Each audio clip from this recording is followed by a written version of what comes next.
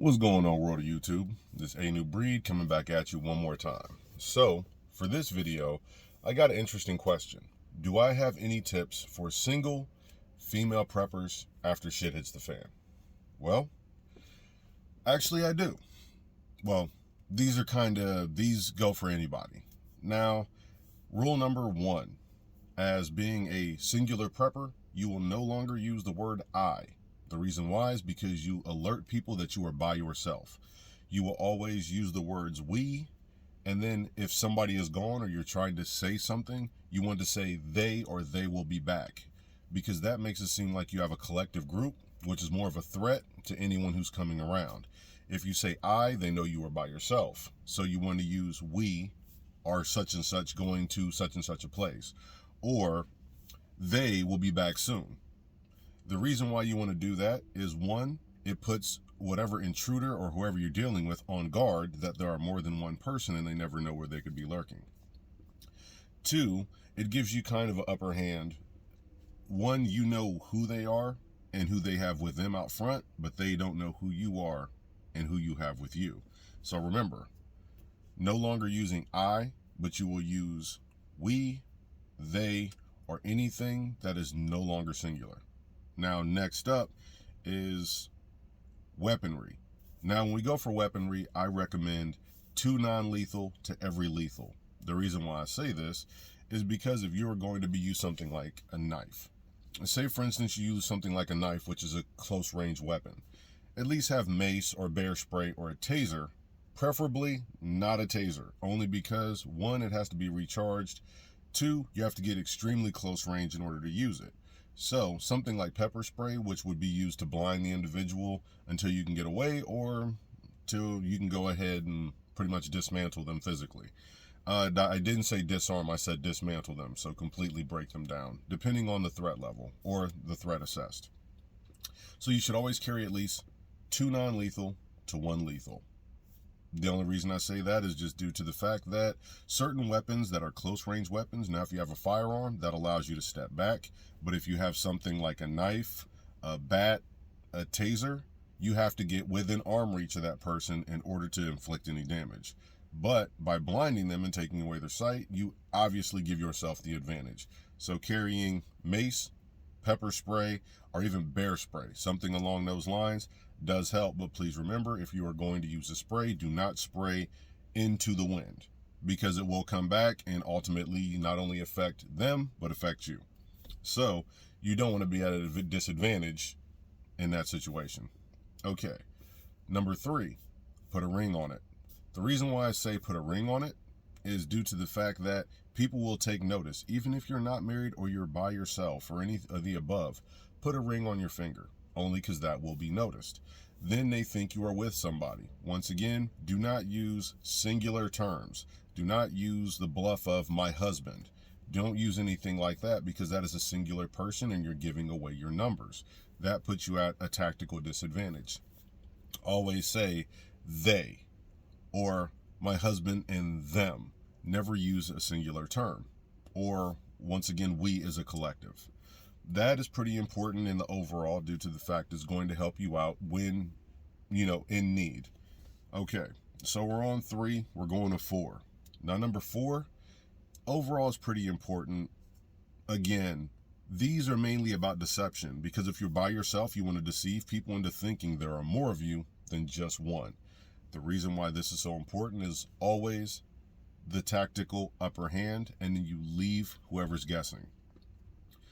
Now, number 4, use your traits. Utilize your traits. If you are a mechanic, if you are an iron worker, if you know how to sew, if you know how to do anything, barter your traits and assume that you have more than one trait and you are bartering for someone else who is with you in the group. So if you know how to sew and you know how to do steel work, barter your sewing, but say you're bartering your steel work for somebody who's with you. So that kind of works. Once again, you have to constantly, being a singular prepper, be able to use the fact that you are not by yourself. Don't ever slip up and say the words I. When you're one person, you're vulnerable. So let's continue on to 5. I know I'm kind of skimming through this list and I might have to go back and reiterate a couple things. Now, if you have duplicates of stuff, say for instance tents, set up 2 tents. If you have things that you can duplicate, or you have things that make it look like there's a group, set them up as if there is a group. Do not set things up as if they are singular. If you are going out and you're camping or you're out somewhere, set up 2, 3, maybe even 4 plates. Then it makes it look like there's a group. Even if you just barely put a little bit of, not food, but a little bit of residue on those plates, when people come around, they see that there are 4 people, 5 people, or even 3 people eating, which makes it seem like you're not alone. And if they are a singular individual, they will be less likely to attempt to attack you. So if you're going to carry duplicates of things. 3 cups, 3 forks, 3 knives. Get a whole kit that has 3 things in it, because if you have to leave and someone stumbles upon that area, make sure that they see there is more than one person. The reason why I am focusing once again on the deception and making it seem like there are multiples is because this is very important, because people will wait you out if they think you are a singular person and you have something that they want. But they are less prone to attack you if they believe you have backup that could hurt them. So just think that through. Now, continuing on to the weapons. Once again, weaponry is of the utmost. If you do carry a firearm, I suggest you buy extra clip or 2, something you can carry with you. Of course, you want to maintain distance. You don't want to put yourself in a position where you're in arm's reach or anything like that, due to the fact that you can be disarmed. Don't think just because you have a firearm, you're invincible, or you should let that person within arm's reach of grabbing that firearm. If they approach, step back or fire. Those are your 2 choices. There is no, and this is only in shit hits the fan situations. So bear with me on that one and just understand that's what I'm going for.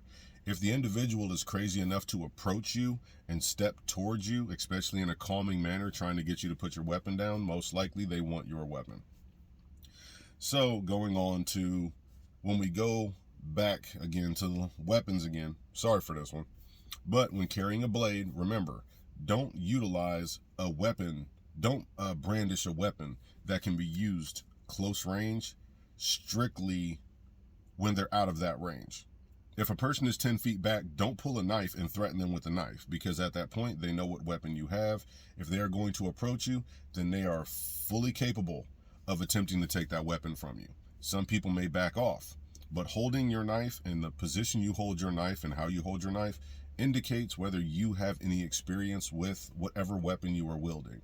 If you have no experience, you tend to shake, or you do things that present the fact that you have actually absolutely no experience with that weapon, you've kind of doomed yourself. Because the best thing about weaponry is knowing that you are certain and you are efficient with whatever weapon you carry, whether that be a knife, whether it be nunchucks, whether it be a billy club, it doesn't matter, even if it's a stick.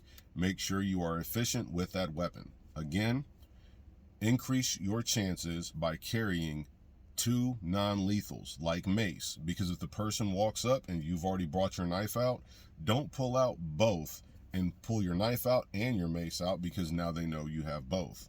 Either A, pull your knife out and wait for them to approach, then spray them with mace, or B, wait till they get close enough and spray them with mace. You don't want to let everybody know all your options for your weapons. Okay, now going again. If you are a person who is alone scavenging, this is another thing. I'm probably going to have to do a whole nother video for shit hits the fan scavenging. But if you are alone scavenging, make sure that you make yourself look like there's numerous people. Try to make sure there's always more or less, it looks like a group setting.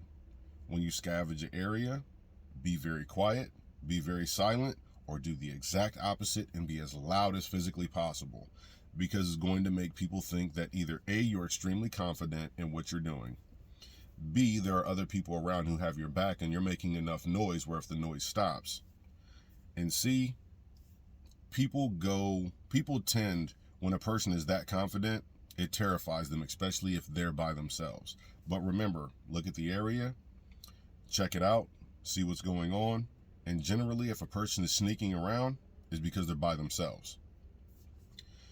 Okay, so pretty much that's my general list. If you have any other questions, please feel free to let me know, and I'll go ahead and jump on and try and answer a little more. That was kind of off the cuff, so if there's something I miss, I'll do a second video if you think there's something I missed. But for those, that is for the single and individual prepper. Now, I didn't use any button points or anything like that. I'm literally just going off memory. So go ahead. If you feel like I forgot something, please feel free to add it in. Let me know, and I'll put it in the next video. Also, if you have any questions, please feel free to shoot them through. Like I said, your questions are greatly appreciated.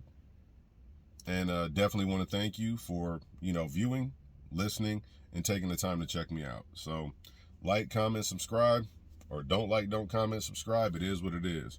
But remember, when shit hits the fan, take some of this and kind of utilize it. Start training yourself, getting weapons training. And before I go, if you can, take a self-defense class. That is one of the biggest things, and prepare yourself for a physical conflict, because if someone approaches you, the more certain you are, and using muscle memory in order to defend yourself is one of the best things you can do, because panicking doesn't really help anything in the long run. Flailing your arms and doing things like that may work temporarily, but if the body goes into a panic mode and you go into a flight mode instead of a fight mode, you never know what that could possibly do. So if you can, take a self-defense class. But this A New Breed signing out. Y'all have a good one. And remember, if you stay ready, you ain't got to get ready.